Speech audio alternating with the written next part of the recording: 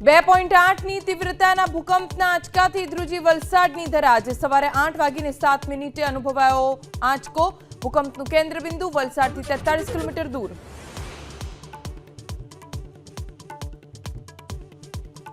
ગેરકાયદે ભરતીને લઈ અહેવાલ મોકલવા કચ્છ યુનિવર્સિટીને શિક્ષણ વિભાગની ફરી તાકીદ।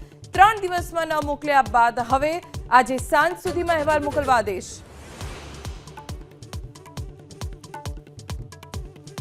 ભાજપ પ્રવક્તા જયરાજસિંહ પરમારના નિવેદનથી વિવાદ। ભારતની ગુલામી માટે ક્ષત્રિયોને જવાબદાર ગણાવતા જયરાજસિંહને ચાલુ પ્રવચનમાં અટકાવાયા।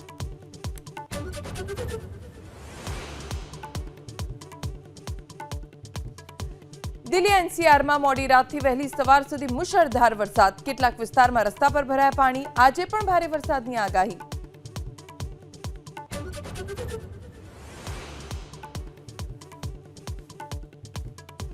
મત ચોરીના આરોપનું અભિયાન રાષ્ટ્રવ્યાપી બનાવવા કોંગ્રેસની રણનીતિ। મલ્લિકાર્જુન ખડગેની અધ્યક્ષતામાં સાંજે 4:30 વાગે મહાસચિવો પ્રભારીઓની બેઠક।